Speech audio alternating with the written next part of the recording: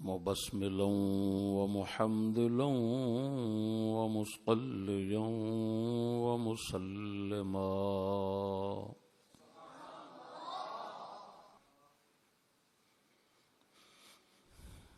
أما بعد فأعوذ بالله من الشيطان الرجيم بسم الله الرحمن الرحيم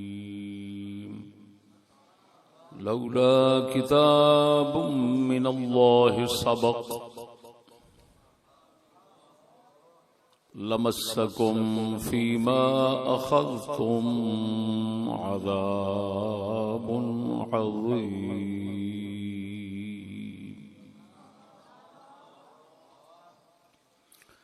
آمنت بالله صدق الله تعالى مولانا العظيم وصدق رسوله النبي الكريم الصلاة والسلام عليك يا رسول الله وعلى آلك وأصحابك يا حبيب الله. سامعین السلام علیکم ورحمۃ اللہ.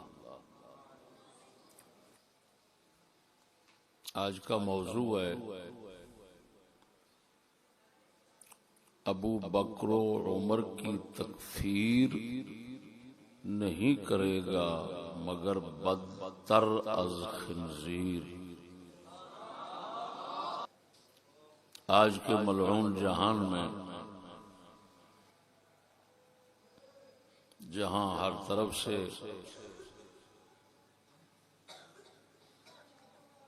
اسلام اور اہل اسلام پر مختلف طریقوں سے تابڑ توڑ حملے ہو رہے ہیں. ایک حملہ یہ بھی ہو رہا ہے کہ کچھ خنزیر سے بدتر لوگ سیدنا صدیق اکبر اور سیدنا فاروق اعظم رضی اللہ تعالی عنہ کو معاذ اللہ کافر کہتے ہیں، اور پھر بھڑوے بڑے دیدہ دلیری سے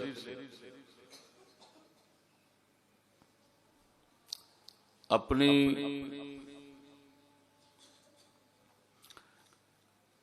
اس بے شرمی پر قرآن مجید سے حوالہ پیش کرتے ہیں. تو ناچیز آج کے موضوع میں ان کی روح سیاہی کو دنیا کے سامنے منظر عام پہ رکھنا چاہتا ہے.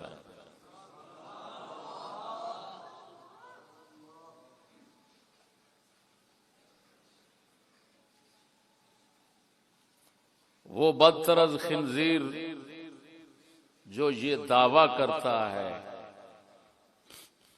کہ ابو بکر و عمر نعوذ باللہ کافر اور گستاخ رسول تھے،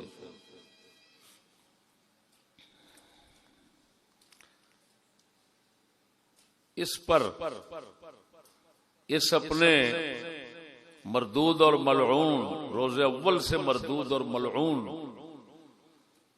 دعوے پر دلیل پیش کرتے ہوئے بکتا ہے کہ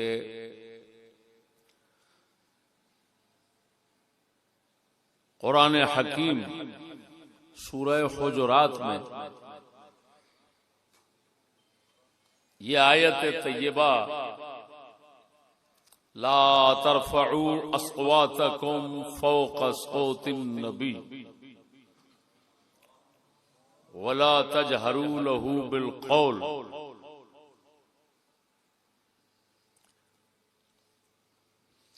یہ آیہ کریمہ جو ہے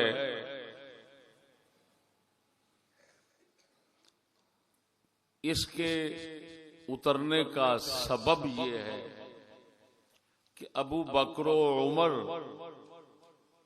کی رسول اکرم صلی اللہ علیہ وسلم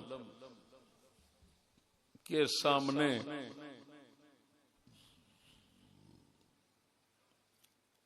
آواز بلند ہوئی. ایک وفد آیا تھا مسجد نبوی شریف میں، تو اس وفد کے متعلق ابو بکر عمر کی بات چیت ہوئی، دونوں کی آواز بلند ہو گئی رسول اکرم صلی اللہ علیہ وسلم سے. تو اللہ پاک نے یہ آیات طیبات اتاری سورہ حجرات کہ یا ایھا الذین آمنوا لا تقدموا بین یدی اللہ ورسولہ، اے ایمان والو اللہ رسول سے آگے بڑھ کر کچھ کام نہ کیا کرو، یعنی ان کی اتباع میں رہا کرو. پھر فرمایا یا ایھا الذین آمنوا لا ترفعوا اصواتکم فوق صوت النبی، اے ایمان والو نبی پاک کی آواز پر اپنی آوازوں کو اونچا نہ کرو. ولا تجہروا لہ بالقول کجہر بعضکم لبعض، اور رسول اللہ کو بلند آواز سے جس طرح ایک دوسرے کو پکارتے ہو اس طرح نہ پکارا کرو. ان تحبط اعمالکم،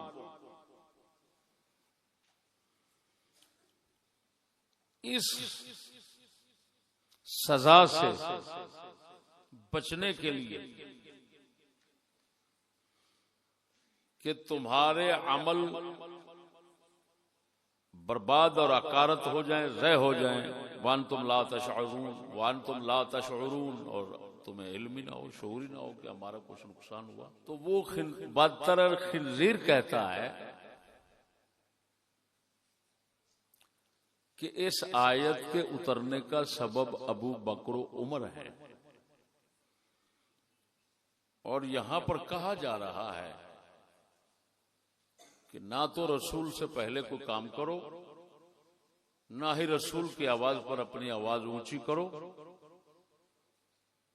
کہیں تمہارے عمل برباد نہ ہو جائیں اور تمہیں شعور ہی نہ ہو. تو جب ابو بکر عمر نے آوازیں بلند کی پاک رسول کی آواز شریف پر، تو ان سے یہ گستاخی ہو گئی. جب گستاخی ہوئی تو سزا تھی عمل کا برباد ہو جانا، بندے کا اندر سے کافر مرتد ہو جانا. تو ابو بکر ہو گئے، عمر ہو گئے، بس ان سے یہ کام ہو گیا. میرے دوست، یہ اس خنزیر کا استدلال ہے اس آیت کریمہ سے، سورہ حجرات کی ان آیات طیبات سے. میں ابتداً بخاری شریف سے وہ الفاظ شریف سناتا ہوں جن الفاظ میں ان آیات کے اترنے کا سبب بیان کیا گیا ہے. میرے دوستو، بخاری شریف کتاب التفسیر سورۃ الحجرات حدیث نمبر 48-45 حضرت سیدنا عبداللہ بن زبیر رضی اللہ تعالی عنہ سے روایت کرتے ہیں، قال کاد الخیران ان یہلک ابو بکر و عمر رضی اللہ تعالی عنہما رفعا اصواتہما عند النبی صلی اللہ علیہ وآلہ وسلم حین قدم علیہ رکب بنی تمیم فأشار احدہما بالاقرع بن حابس اخی بنی مجاشع واشار الاخر برجل آخر. قال نافع لا احفظ اسمه فقال ابو بکر لعمر ما اردت الا خلافی قال ما اردت خلافك فارتفعت اصواتهما في ذلك فانزل الله يا ايها الذين امنوا لا ترفعوا اصواتكم. قال ابن الزبير فما كان عمر يسمع رسول الله صلى الله عليه وسلم بعد هذه الآية حتى يستفهمه ولم يذكر ذلك عن أبيه يعني أبا بکر. یہ ایک روایت ہے. دوسری روایت اس کے بعد متصل ہے. ان النبی صلی اللہ علیہ وسلم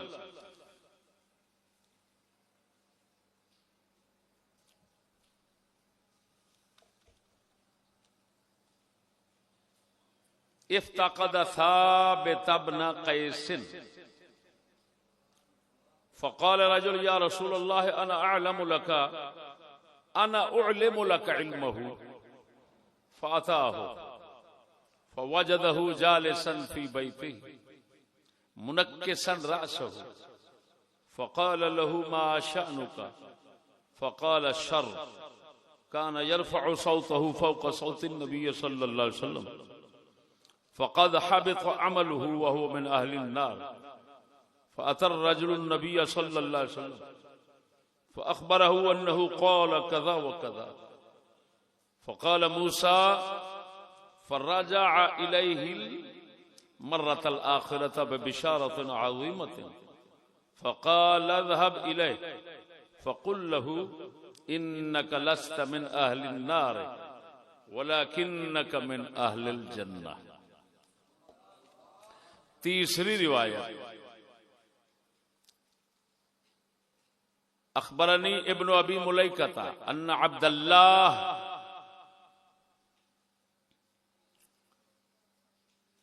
ابن الزبیر اخبرهم انه قادم ركب من بني تمیم على النبي صلى الله عليه وآله وبارك وسلم فقال ابو بکر امیر القعقاع ابن معبد وقال عمر بل امیر الاقرع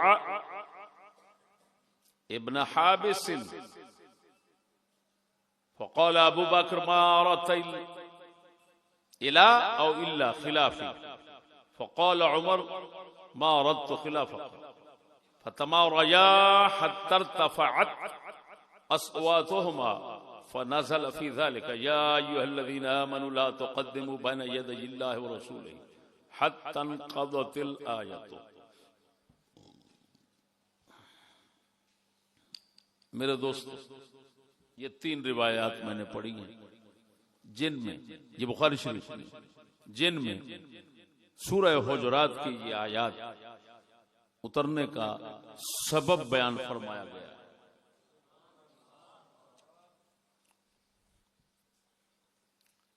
دو کا جو معنی مطلب ہے وہ ابو بکر عمر پاک کے متعلق ہے اور ایک کا معنی مطلب جو ہے وہ حضرت ثابت بن قیس بن شماس رضی اللہ تعالی عنہ کے متعلق ہے. پہلے ابو بکر عمر پاک کے متعلق جو ہے وہ بیان کرتا ہوں. دو روایتیں 48 47 اور 48 45 دونوں میں معنی مطلب ملتا جلتا ہے کہ بنو تمیم ایک قبیلہ تھا، عرب کا مشہور قبیلہ تھا. اس قبیلے کے چند لوگ اپنے اونٹوں پر سوار ہو کر حضور کی بارگاہ میں وفد کی صورت میں آئے، اور جو وفد ہیں نا حضور کی بارگاہ میں آنے والے وفد وفود، تو ان کا سلسلہ 9ویں صدی میں چلا ہے. یہ یعنی اور 10ویں میں آپ تشریف لے گئے تو یہ آخری سال وہ تشریف لائے تو حضرت ابو بکر پاک نے عرض کی بارگاہ رسالت میں کہ یا رسول اللہ آپ قعقاع بن معبد کو اس وفد کا امیر بنائیں یا پچھلے ان کے قبیلے کا امیر بنائیں۔ حضرت عمر نے کہا، عرض کی یا رسول اللہ، اقرع بن حابس کو امیر بنائیں۔ اس پر سیدنا صدیق اکبر نے فرمایا، عمر آپ نے میری مخالفت کرنا چاہا، آپ نے میرے خلاف کرنا چاہا ہے،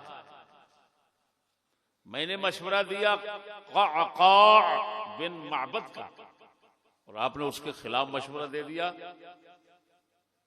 اقرع بن حابس کا، تو آپ میری مخالفت کرنا چاہتے ہیں۔ انہوں نے عرض کی میں آپ کی مخالفت نہیں کرنا چاہتا۔ اتنے میں دونوں بزرگوں کے درمیان آواز بلند ہو گئی۔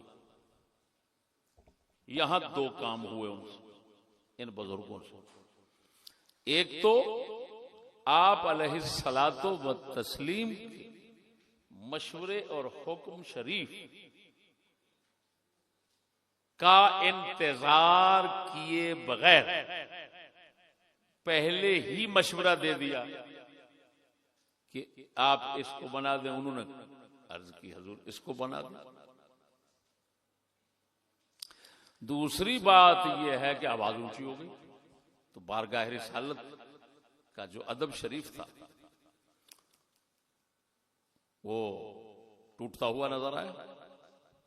اس پر آیات آ گئی۔ پہلی آیت آئی پہلا مسئلہ سمجھانے کے لیے کہ تم نے اللہ رسول کے حکم شریف کا انتظار نہیں فرمایا، پہلے مشورہ دے دیا۔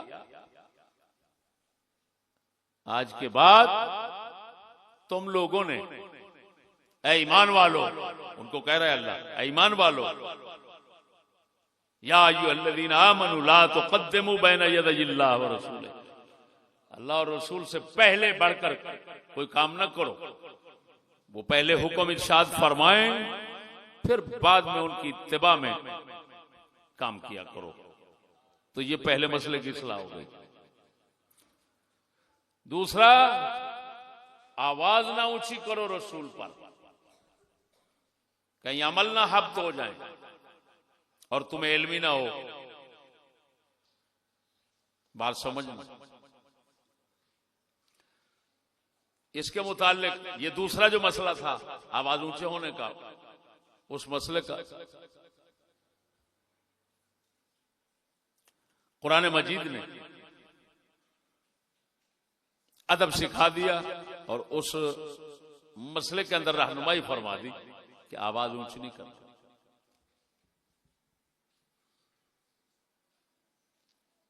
تیسری یہاں یہ ہے جو درمیان میں روایت تھی، حضرت ثابت بن قیس بن شماس، ان کی آواز مبارک تھی اونچی، ویسے ہی اللہ پاک نے ان کی آواز بہت اونچی بنائی تھی۔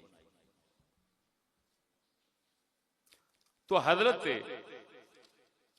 انس بن مالک رضی اللہ تعالی عنہ فرماتے ہیں کہ نبی پاک صلی اللہ علیہ وسلم نے ثابت بن قیس کو اپنی محفل میں نہ دیکھا، محفل شریف میں وہ نظر نہ آئے۔ تو آپ نے پوچھا وہ کدھر ہے، ثابت بن قیس کدھر ہے؟ کسی نے عرض کی یا رسول اللہ میں جناب کو ان کا بتاتا ہوں۔ گھر آئے، ان کے گھر میں ثابت بن قیس کو بیٹھا ہوا پایا اس حال میں کہ سر جھکائے ہوئے ہیں، جس طرح کہ شرمندہ اور نادم بندہ کو بیٹھا ہوتا ہے یا سوچ رہا ہوتا ہے۔ وہ صحابی پاک آ کر پوچھتے ہیں معاشانوں کا، کیا بات ہے بھائی؟ انہوں نے عرض کی شر ہے، بربادی ہے، میری آواز اونچی ہے، میں رسول اکرم صلی اللہ علیہ وسلم کی آواز سے اونچی آواز کرتا رہا ہوں، میرے تو عمل برباد ہو گئے، میں تو جہنمی بن گیا، یہ تو قرآن آ گیا ہے۔ وہ شخص آئے حضور کی بارگاہ میں صلی اللہ علیہ وسلم، آ کر وہ ساری کہانی اور سارا جواب حضرت ثابت بن قیس کا رسول پاک صلی اللہ علیہ وآلہ وسلم کی بارگاہ میں پیش کیا۔ اب یہ جواب سن کر رسول اکرم صلی اللہ علیہ وسلم نے اس شخص کو دوبارہ ان کے پاس بھیجا،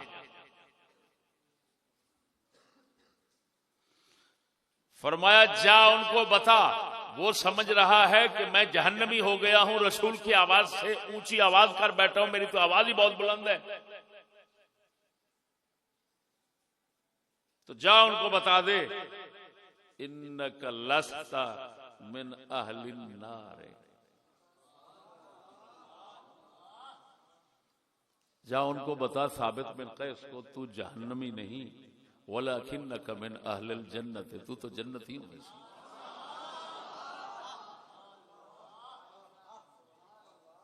یہ بخاری شریف کی 48-46 نمبر روایت ہے۔ اب میرے بھائیو، ان آیات یعنی سورہ حجرات کی ابتدائی آیات مبارکہ جو ان کے اترنے کا سبب بخاری شریف سے ہم نے سنا دیا، اس میں کوئی چیز چھپائی نہیں، جو کچھ تھا مکمل بیان کر دیا۔ بات سمجھنا،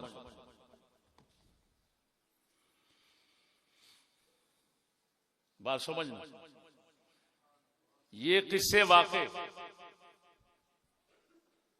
ابو بکر عمر والا، ثابت بن قیس والا، آواز اونچی ہونے والا، مشورہ آپ علیہ السلام سے پہلے دینے والا،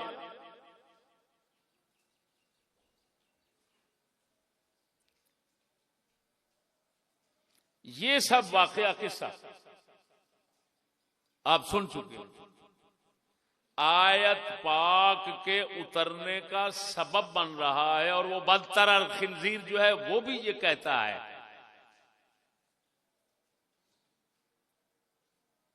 کہ آیت ان لوگوں کی وجہ سے اتری ہے،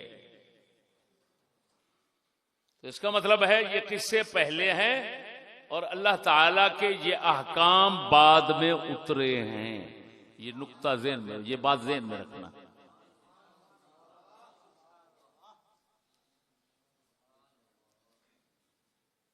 کیا کہا میں نے؟ قصے پہلے ہیں، آیات طیبات اور احکام خدا کے وہ بعد میں اترے ہیں۔ اب وہ بھڑوا کہتا ہے، بھونکتا ہے کہ جب یہ سبب بنے اترنے کا تو کافر ہو گئے۔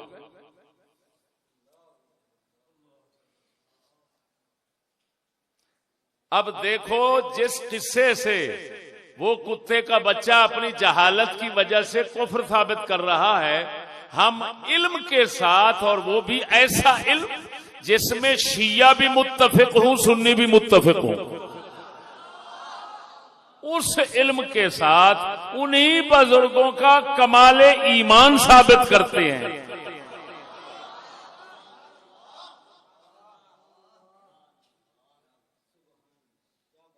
دوستو، شیعہ سنیوں کا اس بات پر اتفاق ہے، اور ویسے بھی کائنات میں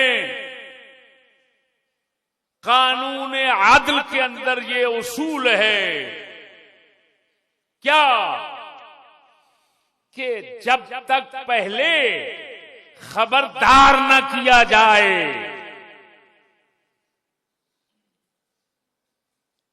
جب تک پہلے خبردار نہ کیا جائے سزا نہیں دی جاتی۔ شیعہ سنیوں کا بھی اس اصول پر اتفاق ہے، اور کائنات کے نظام عادل کا جو قانونی ضابطہ ہے اس میں یہ موجود ہے۔ اللہ پاک نے قرآن میں فرمایا،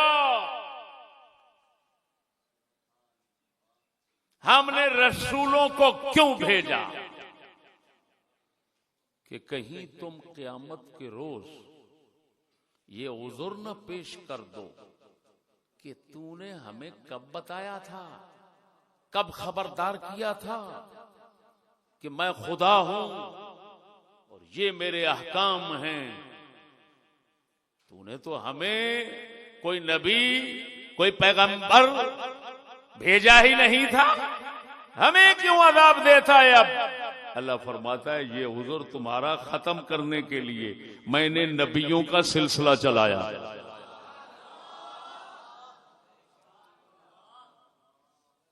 کس کا سلسلہ چلایا؟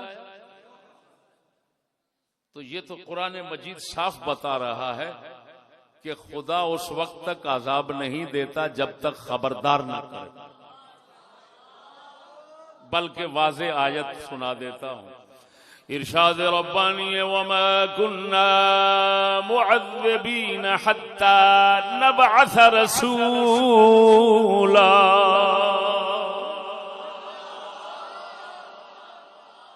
فرمایا ہم عذاب نہیں دیتے جب تک پہلے رسول نہ بھیجیں، پہلے پیغام پہنچانے والا نہ بھیجیں. یہ آیات توجہ. اور ایک اور آیت طیبہ جو بالکل میرے موضوع کے ساتھ شدید مناسبت رکھتی ہے، وہ کیا ہے؟ سورہ انفال آیت نمبر 68. فرمایا لولا کتاب من اللہ سبق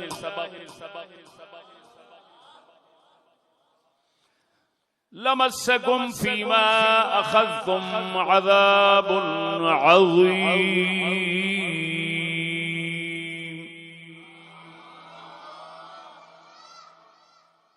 اگر اللہ تعالی کی طرف یہ پہلے لکھا ہوا نہ ہوتا تو تمہیں ضرور تمہارے کیے پر عذاب پہنچتا، اور وہ بھی عظیم عذاب. یہ آیت مبارک کس وقت اتری ذرا سنیے، توجہ ہے. مسند احمد وغیرہ کی حدیث، مسلم میں بھی آئی ہے. بدر کے مشرکین جب قید ہو گئے اور صحابہ کرام مدینہ شریف ان کو لے گئے، آپ علیہ السلام نے ان کے متعلق صحابہ کرام کو جمع فرما کر مشورہ لیا ان کے ساتھ کیا کرنا چاہیے.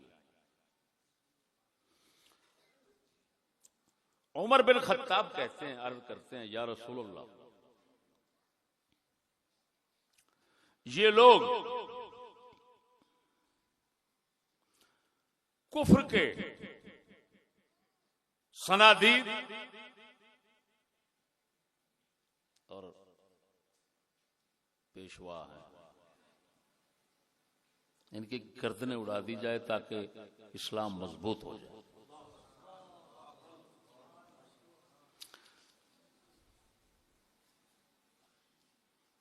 حضرت عبداللہ بن رواحہ وہ عرض کرتے ہیں یا رسول اللہ، یہ وادی میں آگ جلائی جائے اور پہاڑوں کے اوپر سے ان کو دھکا دیا جائے یا آگ میں جل جائے. صدیق اکبر عرض کرتے ہیں یا رسول اللہ، اسلام مسلمانوں کو مال کی ضرورت ہے، ان سے فدیہ لیا جائے، مال لے کر ان کی جان چھوڑ دی جائے. آپ علیہ السلام نے بھی صدیق اکبر کی موافقت فرمائی.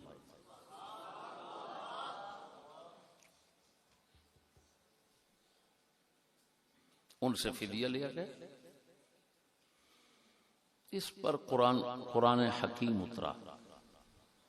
سورہ انفال یہی آیت لولا کتاب من اللہ سبق لمسکم فیما اخذتم عذاب عظیم فَكُلُوا مِمَّا غَنِمْتُمْ حَلَالًا طَيِّبًا فَكُلُوا مِمَّا غَنِمْتُمْ حَلَالًا طَيِّبًا وَاتَّقُوا اللَّهَ إِنَّ اللَّهَ غَفُورٌ رَحِيمٌ. اس پر یہ آیت مبارک اتری. توجہ کہ اگر خدا کا لکھا ہوا پہلے نہ ہوتا تو تمہیں عذاب علیم پہنچتا یہ مال لینے پر، فدیہ لینے پر. اب تم غنیمت جو ہے حلال طیب سمجھ کر کھاؤ. میرے دوستو، حضرت عمر فرماتے ہیں جس طرح کہ مسلم شریف میں آیا کہ میں نے اگلے دن آپ علیہ السلام کو اور صدیق اکبر پاک کو بیٹھ کر روتے ہوئے دیکھا. تو میں نے جا کر عرض کی یا رسول اللہ کیوں رو رہے ہیں؟ مجھے بھی بتائیں. اگر صحیح اور سچ کا رونا مجھ سے ہو گیا تو بہت بہتر ہے، آپ کی موافقت ظاہری بھی ہو جائے گی، باطنی بھی ہو جائے گی. اور اگر میں نہ رو سکا تو کم از کم شکل و صورت تو رونے والی بنا دوں گا، تاکہ آپ بزرگوں کے ساتھ اگر باطن نہیں مل رہا تو ظاہر تو ملا لوں.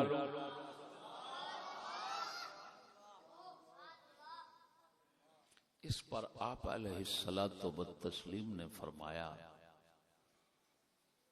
کہ یہ جو تیرے ساتھیوں نے کل مشورہ دیا کہ مال فدیہ لے کر ان کو چھوڑ دیا جائے،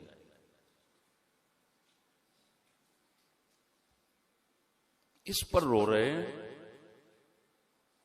ان پر ان کے لیے عذاب اترا ہے وہ درخت کے قریب.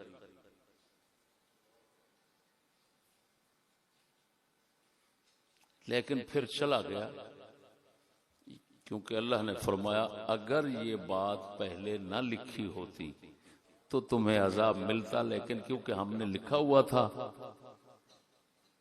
تو ہم نے عذاب نہیں اتارا. اب دیکھتے ہیں وہ بات کیا لکھی ہوئی تھی.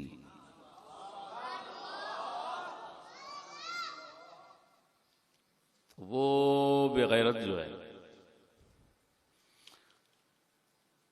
وہ بدتر از خنزیر جو ہے وہ خود کو شیعوں میں داخل کرتا ہے.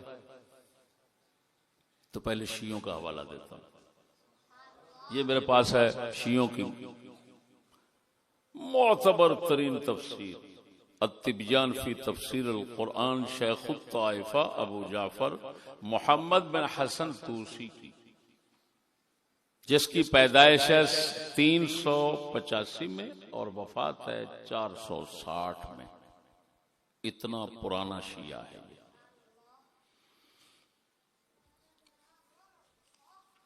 یہ کہہ رہا ہے اس آیت کے معنی میں دو قول ہیں. قیل فی معنی قوله لولا کتاب من اللہ سبق لمسکم فیما اخذتم قولان، دو قول. قال الحسن یعنی بصری لولا ما كتبه الله في اللوح المحفوظ من انه لا يعذبهم على ذلك. امام حسن بصری کا حوالہ دے کر شیعہ لکھ رہا ہے کہ انہوں نے فرمایا لوح محفوظ میں یہ لکھا ہوا تھا کہ ان کو عذاب نہیں دینا، اس وجہ سے بچا. وقال غیرہ، حسن بصری کے علاوہ دوسروں نے کہا کہ جو لکھا ہوا تھا کہ اہل بدر جو پہلے کر چکے یا بعد میں کریں گے وہ سب بخشا ہوا تھا، اس وجہ سے یہی بات لکھی تھی کہ بدریوں کو کچھ نہیں کہنا، جو پہلے کر چکے وہ بھی معاف، جو بعد میں کریں گے وہ بھی معاف. بدریوں کو کچھ نہیں کہنا. دوسرا قول الثانی قال مجاہد اور پھر وہی آیت پیش کی وما كنا معذبين حتى نبعث رسولا، یہ پیش کر کے فكأنه قال، یہ شیعہ لکھ رہا ہے مجاہد پاک کا قول کہ لا اعذب الا بعد المظاہرة في البيان وتقرير الحجة به، کہ یہ بات خدا نے لکھی تھی کہ میں جب تک حکم اپنا بیان نہیں کرتا، ظاہر نہیں کرتا، لوگوں کو پیش نہیں کرتا، اس وقت تک میں عذاب نہیں دیتا۔ یہ تو ہے توسی۔ اس کے بعد آ گیا مجمع البیان،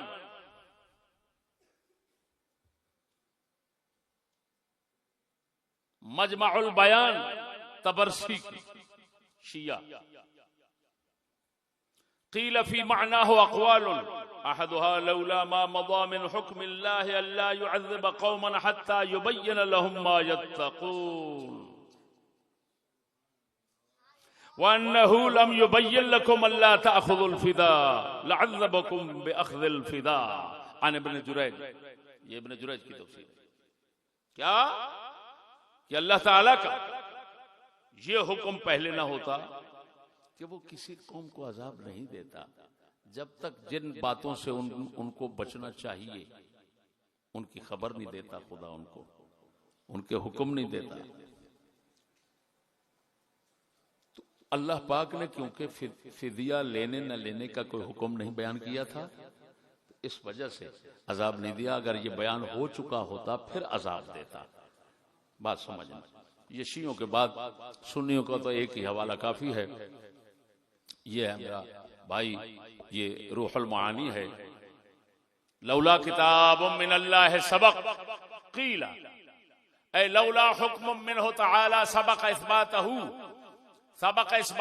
فی اللوح المحفوظ وهو لا يعذب قوما قبل تقدیم ما يبین لهم امرا او نهیا، وروت ذلك الطبرانی فی الاوسط وجماعت عن ابن عباس ورواه ابو الشیخ عن مجاہد۔ اس میں حوالے بھی آ گئے کہ اس کا مطلب یہ ہے کہ اگر اللہ تعالی کی طرف سے یہ بات لوح محفوظ میں نہ لکھی ہوتی کیا کہ کسی قوم کو بتانے کے بغیر عذاب نہیں دیتا، بتانے کے بغیر تو تمہیں عذاب دیتا۔ بات سمجھنا۔ اتنا غضب اور جلال تھا کہ عذاب درخت کے ساتھ حضور دیکھ رہے ہیں لیکن آتا نہیں۔ کیوں نہیں آتا؟ کہ ہمارا وعدہ ہے جو لوح محفوظ میں لکھا ہوا ہے کہ جب تک احکام بتاتے نہیں، حکم نازل نہیں فرماتے، جب تک حکم نازل نہیں فرماتے اس وقت تک ہم پکڑتے نہیں، سزا نہیں دیتے۔ وہیں سے وہ عذاب واپس چلا جاتا ہے۔ بلکہ شیعہ نے یہ جو لکھا کہ بدریوں کے متعلق لکھا ہوا ہے کہ بدریوں کو عذاب نہیں دینا، نہ پہلے کیے پر نہ بعد کے کیے پر۔ اس کی طرف ہم نہیں جاتے، ہم اس مسئلے کی طرف جاتے ہیں۔ او بھائیو، وہ تو اور زیادہ ناک کاٹ رہا ہے نا، اس کی طرف جاتے ہیں کہ خدائے پاک نے کتنی آیات میں یہ بتا دیا کہ میرا قانون ہے کہ میں خبردار کرنے کے بغیر، احکام بھیجنے کے بغیر عذاب نہیں دیتا، حتیٰ کہ تمہاری شریعت میں اصول بن گیا کیا کہ حکم کے نزول سے پہلے مواخذہ نہیں ہوتا۔ اللہ اکبر، بولو بولو، کیا کہہ رہا ہوں؟ حکم کے اترنے سے پہلے پکڑ نہیں آتی، یہ خدا کا قانون ہے۔ بولو تو صحیح، یہ قانون خداوندی ہے۔ ارے بھائیو، اب وہ بدترز خنزیر اسی سے ابو بکر و عمر کا کافر ہونا، منافق ہونا، مرتد ہونا، اسلام سے خارج ہو جانا سزا کے طور پر، وہ ثابت کر رہا ہے، جبکہ شیعہ سنی اس بات پر متفق ہیں کہ اور قرآنی آیات کتنی اس بارے میں آ گئی کہ جب تک ہم حکم نہیں بتائیں گے، جب تک ہم حکم نہیں بتائیں گے اس وقت تک پکڑ نہیں کریں گے، سزا نہیں دیں گے۔ یہ خدا کا پکا اٹل فیصلہ اور قانون ہے، ایک نہیں کتنی آیات طیبات میں۔ اور آپ کو بتا دیا کہ جنگ بدر کے قیدیوں کے متعلق صاف بتا دیا کہ عذاب تو اتر آیا تھا، لیکن پیچھے کیوں بھیج دیا؟ کیونکہ ہمارا قانون تھا کہ ہم نے بغیر بتائے سزا عذاب نہیں دینا۔ اب میرے بھائیوں بات یاد رکھنا، وہ بھڑوا، وہ بغیرت کا بچہ، وہ بدتر خنزیر خود کہہ رہا ہے اس آیت کے اترنے کا سبب ابو بکر عمر ہے، تو کتے کا بچہ تو صاحب بتا رہا ہے آیت بعد میں اتری، یہ قصہ ابو بکر عمر کا پہلے بنا، تو بھڑوا کافر کیسے ہو گئے، مرتد کیسے ہو گئے؟ قانون تو یہ ہے کہ بتانے کے بعد سزا آنی ہے۔ وہ دلے کا بچہ خود ہی تو کہہ رہا آیت بعد میں اتر رہی ہے، تو پہلے سزا کیسے آ گئی؟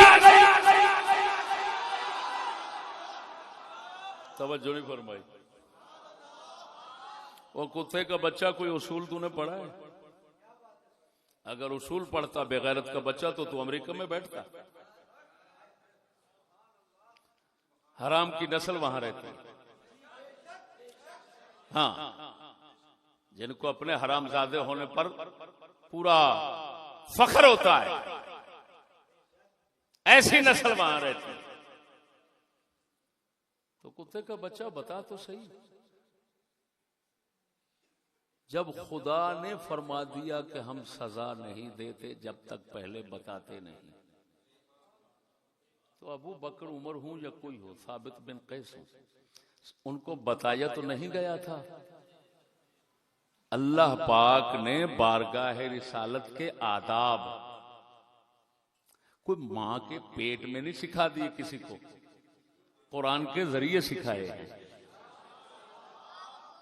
اسی وجہ سے آپ علیہ السلام بھی فرما رہے ہیں ادبنی ربی فاحسن تادیبی، مجھے میرے رب نے ادب سکھایا اور میرے ادب سکھانے میں کمال کر دی۔ تو یہ پاک رسول صلی اللہ علیہ وسلم خود فرما رہے ہیں۔ تو بھڑوا آداب تو قرآن نے سکھانے ہیں، آواز کس طرح رکھو رسول کے سامنے، عمل کس طرح کرو رسول کے سامنے، تو وہ تو انہی آیات طیبات کے ساتھ آداب سکھائے جا رہے ہیں، جس طرح تو خود کہہ رہا ہے۔ تو ابھی آداب سکھائے نہیں گئے تھے تو حضرت ابو بکر عمر سے آواز اونچی ہو گئی اور وہ کام پہلے کر بیٹھے مشورہ دینے والا، تو کتے کا بچہ اس پر سزا کیسے آ گئی؟ یہ تو قانون خدا کے خلاف ہے۔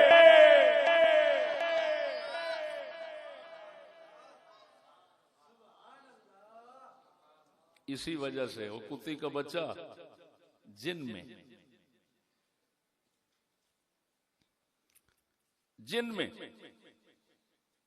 میں سے ثابت بن قیس بھی تھے، کیونکہ اونچی آواز ان کی بہت زیادہ تھی اور وہ سرکار کے سامنے کرتے رہتے تھے۔ ادب آیا کہ آواز اونچی نہیں کرنی رسول سے، تو اس کا مطلب ہے جس کی آواز اونچی بھی ہے وہ بھی آہستہ بولے، یہ نہیں ہے کہ جس کی آواز اونچی ہوتی ہے اس سے آواز نیچی نہیں ہو سکتی۔ یہ بٹن تیرے ہاتھ ہے، اونچا کرو زیادہ کرو، اب میری آواز کتنا اونچی ہے، لیکن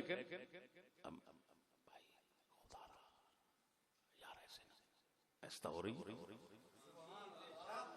تو ثابت بن قیس کی آواز زیادہ تھی، اونچی تھی، لیکن وہ ایسا بھی تو کر سکتے تھے، وہ کرتے رہے اونچی۔ یہ آیت اترنے کے بعد جس طرح بخاری کہہ رہی ہے، گھر میں گھس گئے، روتے رہے۔ حضور نے پوچھا کدھر ہے یار؟ ثابت بن قیس نہیں نظر آ رہا۔ شخص کہتے ہیں میں بتاتا ہوں جناب کو، ان کے گھر میں جاتے ہیں، دیکھتے ہیں اللہ اکبر، سر نگوں ہو کر رو رہے ہیں۔ پوچھا کیا ہوا ثابت؟ یار شر ہو گیا، بہت بڑا شر ہو گیا، میں تو مر گیا، ہلاک ہو گیا، جہنمیوں سے بن گیا۔ میں آواز اونچی کرتا رہا ہوں رسول پاک کے اوپر، اور قرآن فرما رہا ہے آواز اونچی مت کرو ورنہ عمل برباد ہو جائیں گے۔ اللہ اکبر، تو میں تو برباد ہو گیا۔ وہ گئے بارگاہ رسالت میں جا کر گزارش کرتے ہیں حضور وہ اس حال میں گھر میں بیٹھا ہے، تو وہ کہتا ہے میں تو جہنمی ہو کر برباد ہو گیا۔ اب بات سمجھ ہائے ہائے ہائے، ایسے بدترز خنزیروں کو رسول پاک نے پہلے ہی جواب دے دیا۔ کتے کا بچہ بھڑوا، تیری جگہ خنزیر پیدا ہو جاتا بہتر تھا، کن کو بھونک رہا ہے؟ دیکھو رسول کس طرح دفاع کر رہے ہیں۔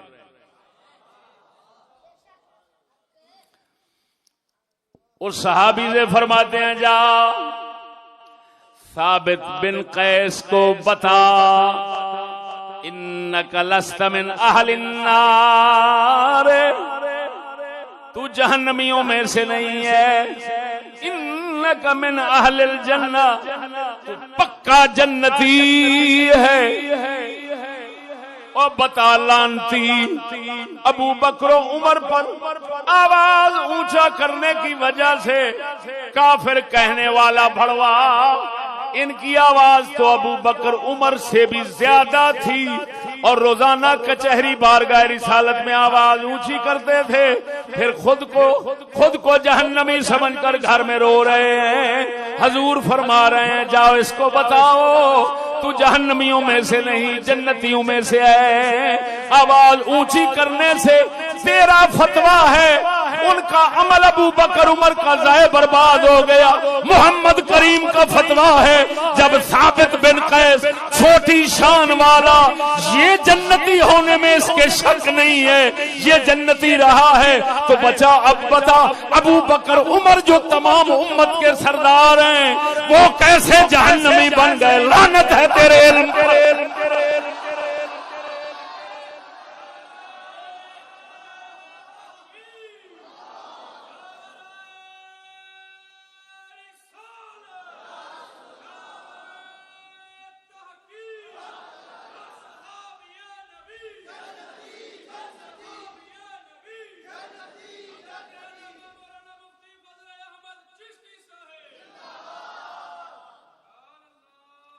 توجہ ہے،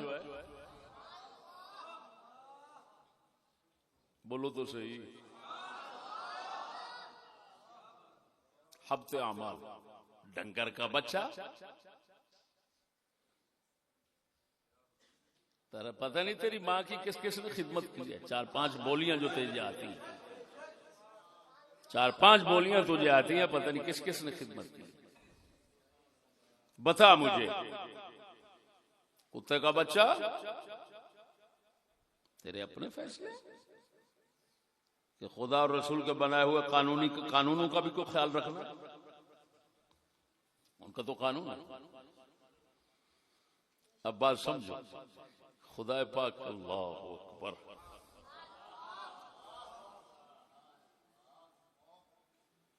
آگے کیا فرما رہا ہے؟ ان الذين يغضون اصواتهم عند رسول الله اولئك الذين امتحن الله قلوبهم للتقوى۔ اللہ فرماتا ہے جو لوگ رسول پاک کے سامنے اپنی آوازوں کو نیچا اور پست رکھتے ہیں، یہ وہی لوگ ہیں جن کے دل اللہ نے اپنے تقوی اور پرہیزگاری کے لیے امتحان کر کے چن لیے ہیں۔ توجہ ہے بھائی، فرماتا ہے ان الذین یغضون اصواتهم عند رسول اللہ، جو اپنی آوازوں کو رسول پاک کے پاس پست رکھتے ہیں، اللہ فرماتا ہے ان کے دل کو اللہ نے آزما لیا۔ ان کے دلوں کو تقوی کے لیے آزما لیا. کیا مطلب؟ اب ہمارا تقوی ادھر ہی رہے گا, یہ نہیں کہیں جائے گا. ہائے ہائے ہائے ہائے ہائے ہائے ہائے. جو دل ہمارے ادب کے ترازو میں پورے اترے, بس یہ چن لیا جائے. اب میں دیکھتا ہوں, آپ کو دکھاتا ہوں کہ ان آیات کے اترنے کے بعد ابو بکر و عمر حضور کی بارگاہ میں آوازیں پست رکھتے تھے یا اونچی؟ ہائے ہائے ہائے ہائے, بولو تو صحیح یار. کتے کا بچہ, بخاری کی وہ جو روایت تو نے اٹھائی ہے, اسی روایت کے آخری الفاظ تیرے باپ نے پڑھنے تھے. حرامزادہ, مفعول امریکہ, شرم نہیں آتی تجھے؟ توجہ ہے. قال ابن الزبیر, 48-45 حدیث, جو سب سے پہلی حدیث تھی وہ پڑھ رہا ہوں. قال ابن الزبیر فما كان عمر يسمع رسول الله صلى الله عليه وسلم بعد هذه الآية حتى يستفهمه. حضرت عبداللہ بن زبیر جو یہ حدیث بیان کرنے والے صحابی ہیں, وہ فرماتے ہیں حضرت عمر نے حضور کی بارگاہ میں اپنی آواز اتنا پست اور نیچی رکھ لی, حضور پاک کے سامنے جب بات کرتے تھے حضور پاک کو پوچھنا پڑتا تھا کیا کہہ رہا ہے.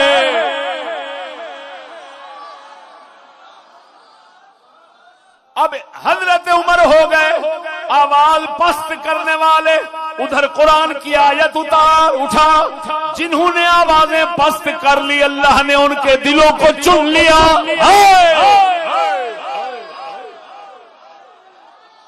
تو نتیجہ کیا نکلے گا؟ میں منطق نہیں کھولنا چاہتا, اس بھڑوے کو کیا پتا, اس کو تو اسلام کے اصولوں کا پتہ نہیں ہے, منطق اس کا باپ جانے گا. نتیجہ یہ نکلے گا عمر کے دل کو اللہ نے اپنے تقوی کے لیے چن لیا ہے. آخری لفظ اسی آیت کے غد اصوات والی آیت کے آخری لفظ ہیں لہم مغفرۃ واجر عظیم.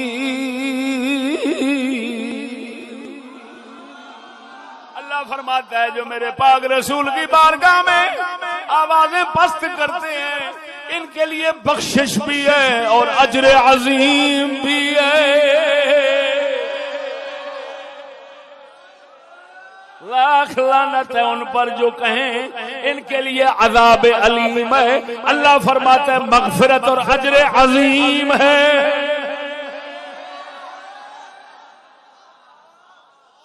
حرامزادہ, مجھے پتہ ہے تو انگریزوں کے جمع کیے ہوئے نطفے کی اولاد ہے. تو اس دور کی پیدائش ہے جب ادھر افغانستان میں انگریز آئے تھے, تو اس دور کی اولاد ہے. مجھے ساری تاریخ تیری یاد ہے.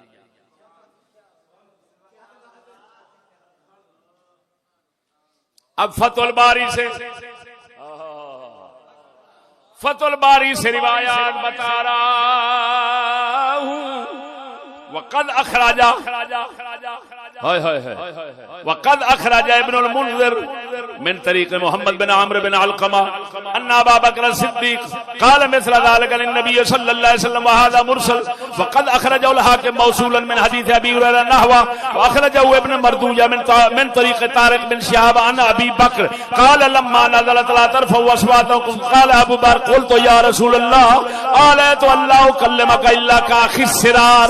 جب یہ آیت کریمہ اتری عمر کا سنا دیا. اب یہ فتح الباری میں کتنی سندوں سے یہ مذکور ہے کہ حضرت ابو بکر نے عرض کی یا رسول اللہ جیسے خفیہ کانوں میں بات کرنے والا بندہ بات کرتے آواز ایسا رکھتا ہے، میں آج کے بعد ہمیشہ آپ کے ساتھ ایسے ہی آواز رکھ کر بات کیا کروں گا۔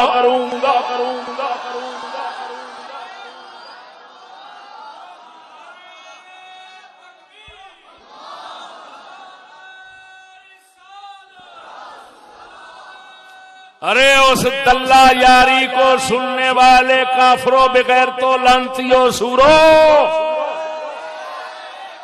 وہ حرام زادے حرام کی نسل بتاؤ، یہ پچھلی آیت تمہیں سناتا ہے کتے کا بچہ، اگلی کیوں نہیں سناتا؟ روایت کے اوپر کے الفاظ سناتا ہے، نیچے والے کیوں چھپا جاتا ہے؟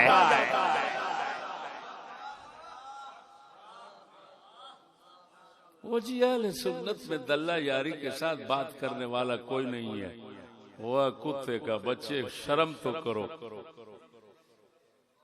اس کے ساتھ بات کرنے والا کوئی نہیں۔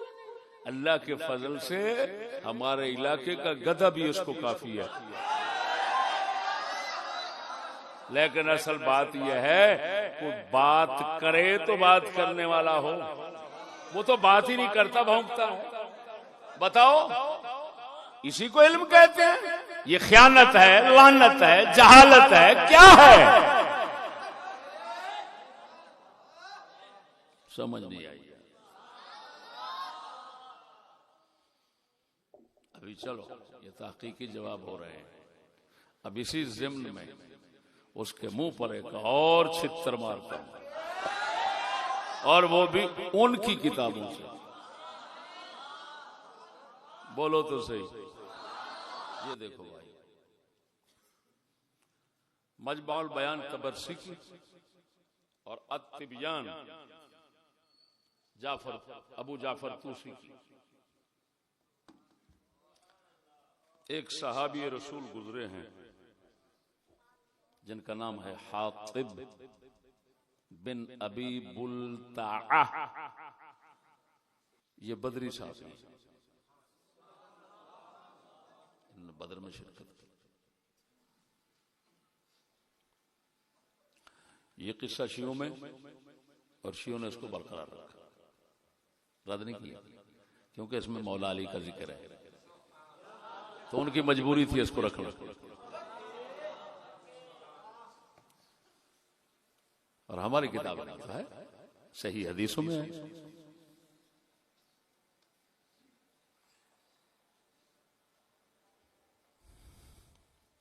توجہ ہے؟ حاطب بن ابی بلتعہ ایک صحابی رسول ہیں۔ آپ علیہ السلام نے جس وقت مکہ شریف فتح فرمانے کا ارادہ فرمایا اور اپنی مبارک مجاہدین کی جماعت تیار فرمائی، تو ایک عورت آئی ہوئی تھی، سارا نامی عورت آئی ہوئی تھی مکہ شریف سے ادھر کسی کام پر۔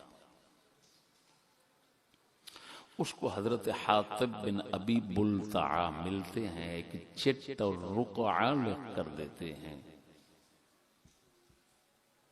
کہ جا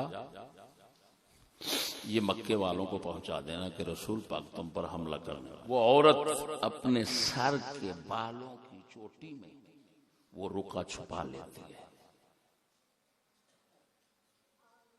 راستے میں ایک جگہ پر پہنچتی ہے تو سید عالم صلی اللہ علیہ وآلہ وبارک وسلم علی پاک اور دو اور ساتھیوں کو بھیجتے ہیں کہ فلاں مقام پر عورت ہے، اس کے پاس رقعہ ہے، وہ اسے لے لو۔ پہنچ گئے، رقعہ مانگا، اس نے انکار کر دیا، میرے پاس تو کچھ نہیں۔ فرمایا نہیں، ہمارے رسول نے خبر دی ہے، تو پاس ہے، نکال دے ورنہ کپڑے اتار دیں گے۔ اب وہ کافرہ عورت تھی، سکولن نہیں تھی، یہ خود اتار دیتی ہے۔ اس نے کہا نا نا نا نا، یہ کام نہ کرنا، میں نکال دیتی ہوں۔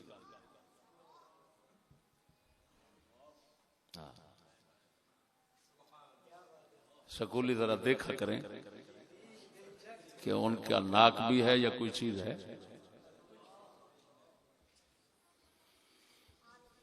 ان بغیرتوں کا تو کافروں کے سامنے بھی ذکر، پرانے کافروں کے سامنے بھی ذکر جائز نہیں بنتا. اب جناب چٹ لی اور واپس آ گئے. چٹ پر لکھا ہوا تھا یہ حاتم بن ابی بلتع کی طرف سے قریش مکہ کے لیے، فلاں شخص کے لیے.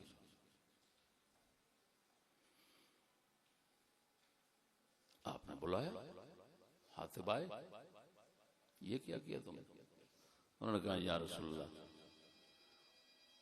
ادھر مکہ شریف میں ان کا کوئی نہ کوئی تعلق دار ہے سب کا، میرا کوئی نہیں تھا. میرا میں نے ان کو بھیجا تھا کہ میرا جو ادھر مال پڑا ہے وہ محفوظ ہو جائے.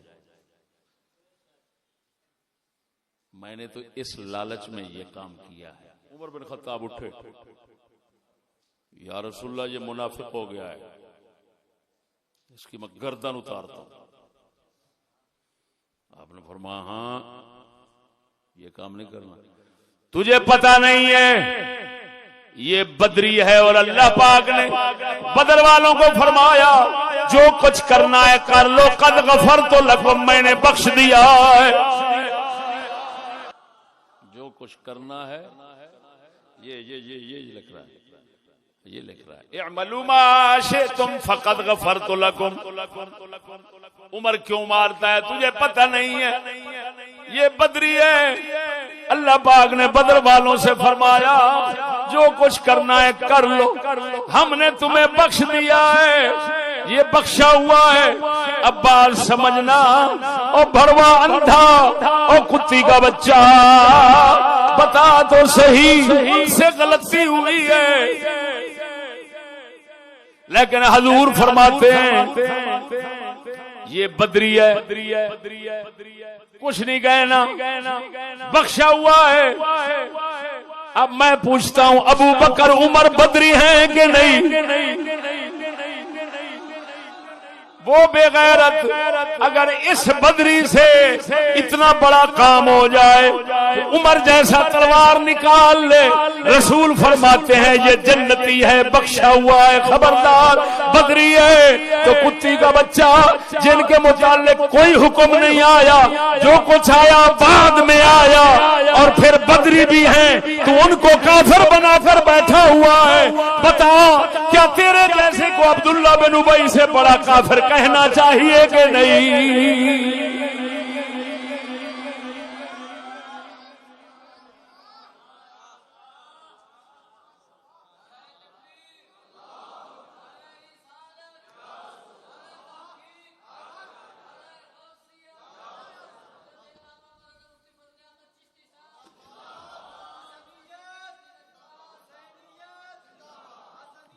ہاں زندہ باد حسنیت حسینیت، یہ ہمارا نعرہ ہے.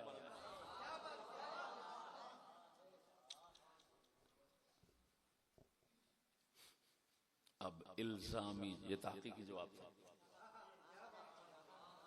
اب آتے ہیں الزامی جواب کی طرف. اچھا بڑوا، تو نے تو نعوذ باللہ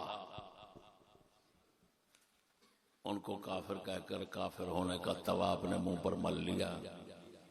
لیکن ایک سوال کرتا ہوں، اس کا جواب دینا. تیرا باپ، تیری نسل، تیرا قبیلہ، تیرے تمام حواری، اگر کوئی بھی حرامی اس کا جواب دے دے میں بولنا چھوڑ دوں، ورنہ بندہ ناچیز انشاءاللہ العزیز بعون اللہ عز وجل تیری موت ہے، تجھے نیٹ سے بھگاؤں گا میں. دیکھنا مفعول امری کا تمہیں شرم نہیں آتی؟ تو امام بنا بیٹھا لوگوں کے سامنے. جو تیرے سامنے آتے ہیں یہ بھڑوے انگریزی چوہے ہیں. تو محمدی غلام تجھے ملے اور پھر پتا چلے. اب دیکھ لو بخاری شریف پڑھتا ہے، اب بخاری سے ہی تجھے سوال دے رہا ہوں. کتاب التہجد، باب تحرید النبی صلی اللہ علیہ وسلم علی قیام اللیل، حدیث نمبر 1127.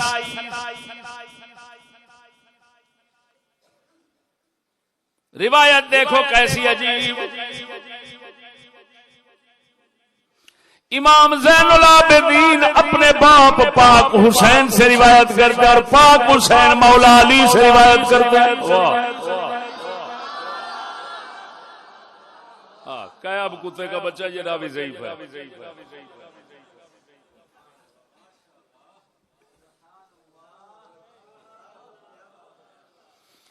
عن الزهري قال اخبرني علي بن حسين ان حسين بن علي اخبره ان علي بن ابي طالب اخبره ان رسول الله صلى الله عليه وسلم طرقه. مولا علی فرماتے ہیں ایک رات رسول اکرم صلی اللہ علیہ وسلم ہمارے گھر میں آئے. سیدہ خاتون جنت اس وقت آپ کے گھر شریف میں تھی.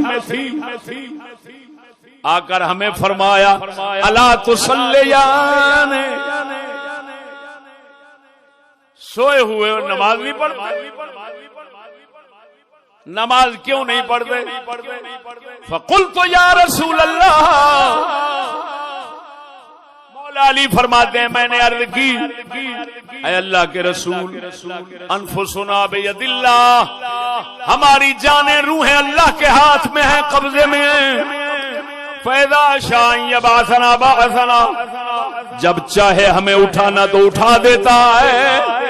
فانصرف، جب میں نے آپ کو یہ جواب دیا آپ تشریف لے کر جا رہے تھے واپس. ولم یرجع الی شیئا، مجھے آپ نے پھر دوبارہ جواب نہیں دیا. وہو مولل یضرب فخذہ، واپس جا رہے تھے اور اپنے رانوں پر، ران جان تو پٹ اپنے پٹوں مبارک پر حضور ایسے دونوں ہاتھ مارتے تھے جس طرح بندہ افسوس اور حسرت میں مارتا ہے. یہ مارتے ہوئے آیت مبارک پڑھی وَكَانَ الْإِنسَانُ أَكْثَرَ شَيْءٍ جَدَلًا.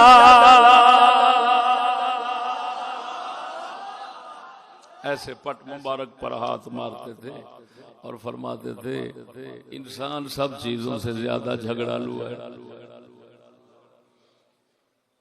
انسان سب چیزوں سے اکثر شیء جدلا، جھگڑے اور بحث میں سب سے زیادہ ہے آگے انسان. اب بات سمجھنا، اے خبیث کا بچہ، بخاری ہے جس سے تو نے ابو بکر عمر کا جو کچھ ثابت کرنا چاہا، جس نے واپس تیرے منہ پر توا پھیر دیا، اسی بخاری سے بتا حضور تو نماز کے لیے اٹھا رہے ہیں اور مولا علی آگے یہ جواب دے رہے ہیں کہ ہماری جانیں اللہ کے قبضے میں ہے، اٹھائے یا نہ اٹھائے. تو بتا یہ جواب اس وقت پاک رسول کی بارگاہ میں بنتا تھا؟ کیا حضور کو پتہ نہیں تھا کہ جان خدا کے قبضے میں؟ اور رسول جب اٹھا رہے ہیں تو عرض کرتے یا رسول اللہ حاضر ابھی پڑھتے ہیں. یہ کیا ہوا کہ رسول کو خدا کی بارگاہ میں قبضے میں ہماری جانیں ہیں، اور پھر رسول اکرم اس جواب کو پسند نہیں کرتے اور ہاتھ ایسے مارتے ہیں اور فرماتے ہیں بندہ بہت جھگڑالو ہوتا ہے. یہ بہت جھگڑالو کہہ کر مولا علی کو تنبیہ کر کے چلے گئے کہ ایسا بحث و جدال نبی کے ساتھ نہیں چاہیے تھا. واپس دیکھنا، جواب دینا نہیں گوارا کیا، آگے منہ شریف ہے اور ایسے کر کے جا رہے ہیں۔ اب بتا، کان الانسان اکثر شیء جدلا، آیت تو پہلے اتر چکی تھی۔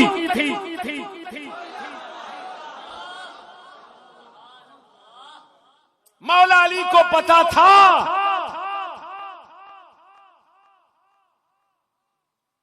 اور پھر رسول پاک کے ساتھ جدال بحث، یہ تو نہیں چاہیے تھی، کیوں کی مولا علی نے؟ اب بتا ان کے ایمان کا کیا بنا؟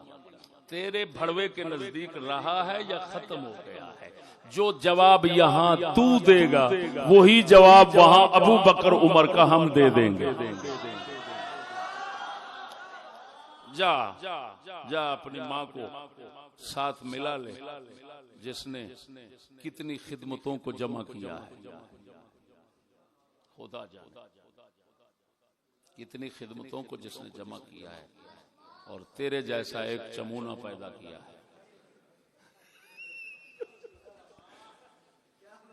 بڑے بڑے کتے کا بچہ بندے کی طرح بول۔ تو نے 4 لفظ ان کتوں کے سیکھ لیے تو عالم بن کر بیٹھ گیا، شرم نہیں آتی تمہیں؟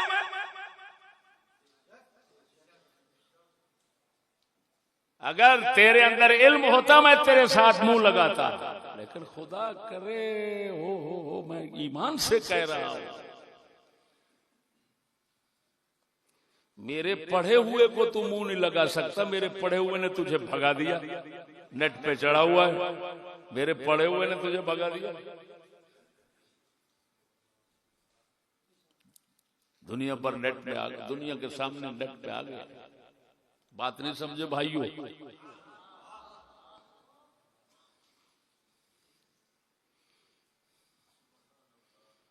کتے کا بچہ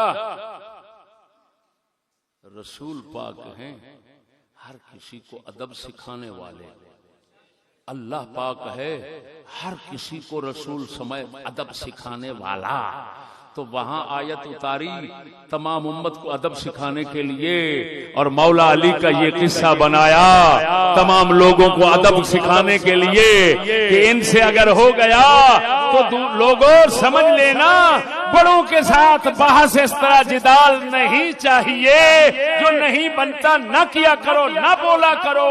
مولا علی کو رسول نے ادب سکھایا، اگر کوئی کافر کا بچہ کہتا ہے وہ سب کچھ سیکھ کر آئے تو اس پر جوتے مارنے فرض ہیں۔ کیا تیرا مطلب ہے رسول کی آمد بیکار ہے؟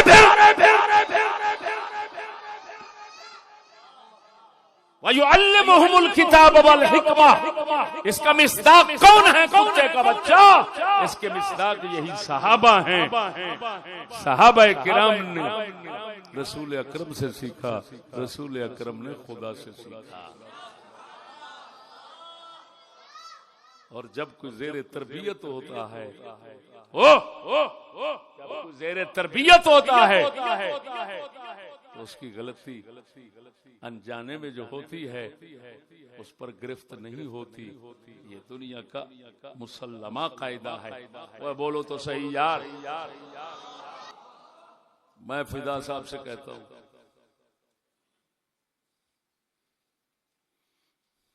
تو نے مجھے پانی نہیں پلایا تو مارا گیا۔ اگر یہ آگے سے کہہ دے حضرت آپ نے یہ قانون مجھے کب بتایا تھا کہ اگر پانی کو مجھے نہیں پلائے گا تو مارا جائے گا، یہ تو آپ نے کبھی خبردار نہیں کیا۔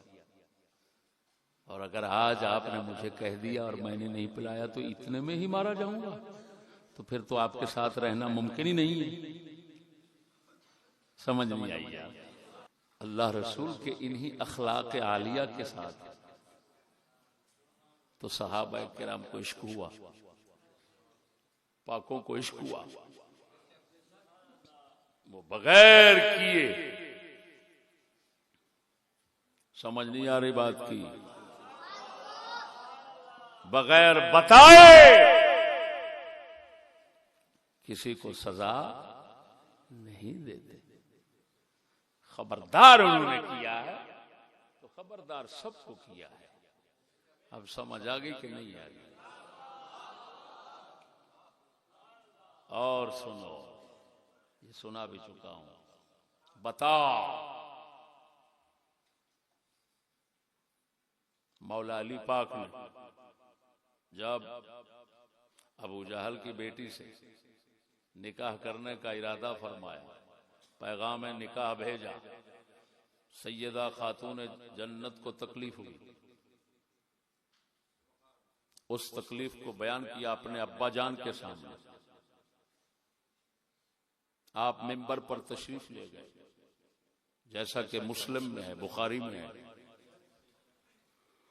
اور فرمایا فاطمہ تو بضعۃ منی یؤذینی ما آذاہا، فاطمہ میرا ٹکڑا ہے، جو چیز اس کو تکلیف دیتی ہے میں محمد کو تکلیف دیتی ہے.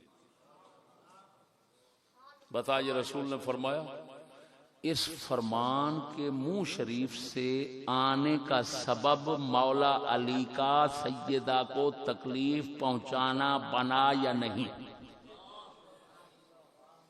بتا تو صحیح، اتنی باتوں میں اس کو دبا دوں یہ اٹھنے کے قابل ہی نہ رہے. اور مفعول ویسے ہی کب اٹھتا ہے. بات سمجھنا میں کیا کہہ رہا ہوں یار.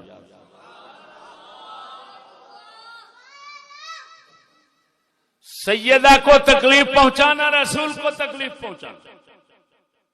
اور سیدہ کو سب سے پہلے تکلیف کس نے پہنچائی؟ مولا علی نے.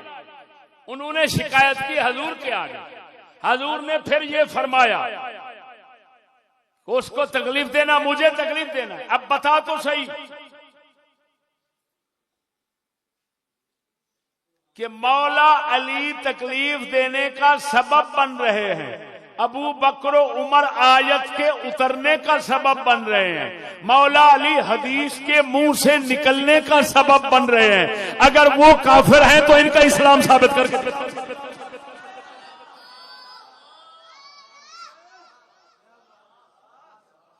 سمجھ نہیں آئی ہو یار.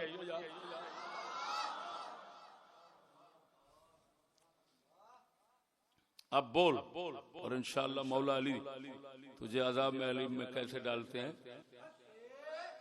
یہ کتے کا بچہ، تو ہمارے بزرگوں کے خلاف نہ بولتا تو چشتی یہ الزامی جواب تجھے کیوں دیتا؟ یہ جواب غزل ہے، بے نہیں. ادھر اللہ کا کلام اترتا ہے، ابو بکر و عمر سبب بنتے ہیں، ادھر رسول پاک کے منہ سے کلام نکلتا ہے کہ جو فاطمہ کو تکلیف پہنچائے وہ مجھے تکلیف دیتا ہے. بتا ایذائے سیدہ ایذائے رسول ہے، یہ حضور فرما رہے ہیں منہ شریف سے. اس کے اترنے کا سبب مولا علی ہیں، اور تمہارا یہ پکا عقیدہ ہے کہ سیدہ کو ایذا دینے والا اسی طرح کافر ہے جس طرح کہ رسول کو ایذا دینے والا. تو یہ سب سے پہلے ایذا پہنچائی مولا علی نے، اور تیرے نزدیک حکم اترنے سے پہلے مواخذہ ہے. تو بس اب مولا علی کو تو بچا لے، ابو بکر عمر ان کا جواب ہم دے دیں گے. معلوم ہوا کتی کے بچے، چھوڑو ملنگ کی نسل، ملنگ اور بھنگ کی نسل چھوڑ. کتے کا بچہ وہاں پر مفعول بن کر جو وقت گزار رہا ہے اسی طرح گزارتا رہے، نہ ہاتھ لگا اسلام کو نہ مذہب اہل سنت کو. جن کنجروں کے بچوں سے پیسے لے رہا ہے اور مفعولی کرا رہا ہے، حرامزادہ انہی کے ساتھ ان کی بات کر، ان کے نام لے. تمہارے جیسے باندروں کے ہاتھوں نہ کبھی اسلام بچا ہے نہ بچ سکتا ہے. اللہ کے فضل سے یہ ہم جیسے مسکین فقیروں کے جو غلام ہیں، یہ ان کا کام ہے. جی اب ایمان سے بتانا مسئلہ صاف ہو گیا کہ نہ ہوا کہ قصر رہ گئی ہے کہ میاں صاحب فرماتے ہیں ٹر گئی رت گلاباں والی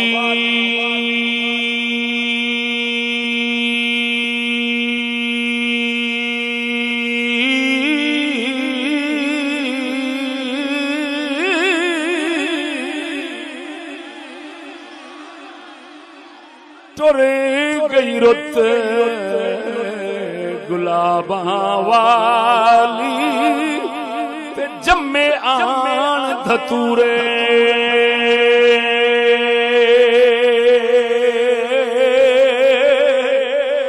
ٹر گئی رت گلاباں والی تے جمے آن دھتورے